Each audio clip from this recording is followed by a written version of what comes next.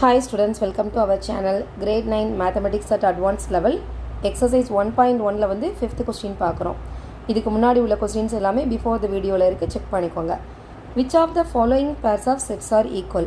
இதுக்கு முந்தின வீடியோலே பார்த்துருந்தோம். ஈக்குவல் செட்ஸ்னா என்ன? ரெண்டு செட்ஸ்லையும் ஒரே மாதிரி எலமெண்ட் சேம் எலமெண்ட் இருந்ததுன்னா அதுக்கு பேர் ஈக்குவல் செட்ஸ்.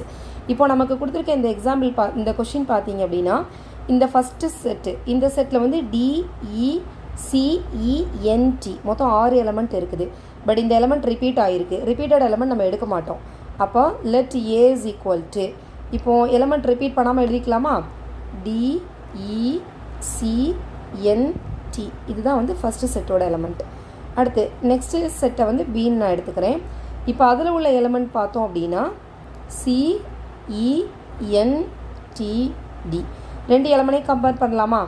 ரெண்டு செட்டையும் கம்பேர் பண்ணோன்னா இங்கே D இருக்குது, இங்கேயும் D இருக்குது. TTEECN எல்லாமே மொத்தம் 5 எலமெண்ட் இருக்குது. அதே 5 எலமெண்ட் சேம் எலமெண்ட் தான் இங்கே ரிப்பீட் ஆகிருக்கு. அப்போ இது என்னது? ஈக்குவல் செட்டு தான். அப்போ வந்து எனக்கு 2 டைம்ஸ் வந்து ஒரு எலமெண்ட் வரதுனால வந்து நான் என்ன பண்ணக்கூடாது, அதை வந்து 2 எலமெண்ட்டாக கன்சிடர் பண்ண முடியாது.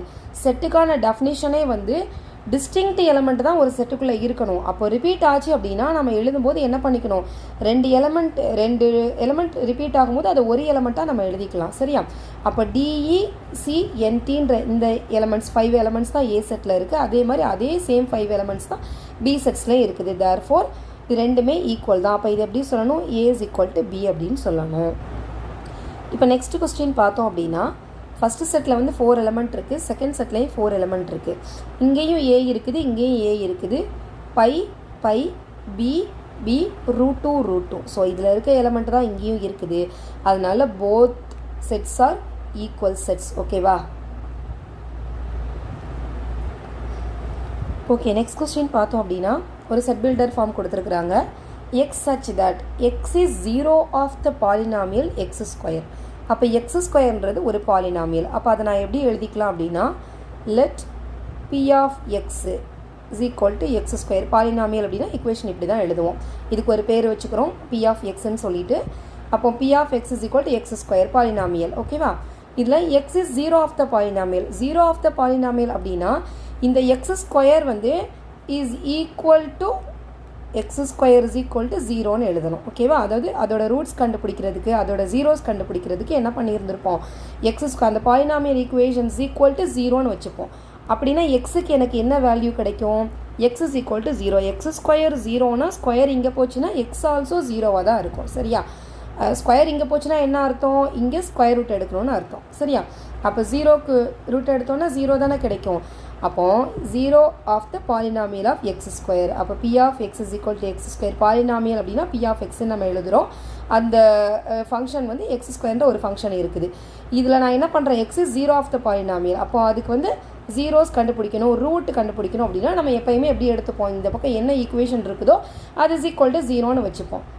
அப்படின்னா இங்கே x square is equal to 0னா எக்ஸ் ஆல்சோ 0. அப்போ என்னோட செட்டு ஏ, அப்போ ஏன்ற ஒரு செட்டுன்னு இதை வச்சுக்கிறேன்னா அந்த செட்டுக்குள்ளே எனக்கு கிடைக்கக்கூடிய எலமெண்ட் என்னது, 0ன்ற எலமெண்ட் மட்டும்தான் எனக்கு கிடைக்கும். அப்போ ஏ செட்டோட எலமெண்ட் 0 மட்டும்தான். இப்போ நெக்ஸ்ட்டு இது பார்த்தோம் அப்படின்னா x is the root of the equation of x square. அப்போ x square is equal to 0. அப்போ நெக்ஸ்ட் என்ன பண்ணிக்கலாம், இப்போ அடுத்த இதுக்கு வந்து x square is equal to 0. இது ரூட் ஆஃப் த ஈக்குவேஷன். இது ரூட் எடுக்கிறோம் அப்படின்னா x இஸ் ஈக்குவல் டு என்ன வரும், ரூட் ஆஃப் 0. அப்போ எக்ஸோட வேல்யூ 0 தானே. அப்போ இந்த எக்ஸ் ஸ்கொயருக்கு நான் ரூட் எடுத்தேன் அப்படின்னா ஸ்கொயர் ரூட் எடுக்கும்போது இதோட வேல்யூ 0 தானே கிடைக்கிது. அப்போ இங்கேயும் x இஸ் ஈக்குவல் டு 0ன்னு தானே கிடச்சிருக்கு. அப்போ இதை நான் பின்னு எடுத்துட்டேன் அப்படின்னா இந்த செட்டில் இருக்கக்கூடிய எலமெண்ட்டும் 0 தானே. Therefore set A set B both are equal. Therefore A is equal to B.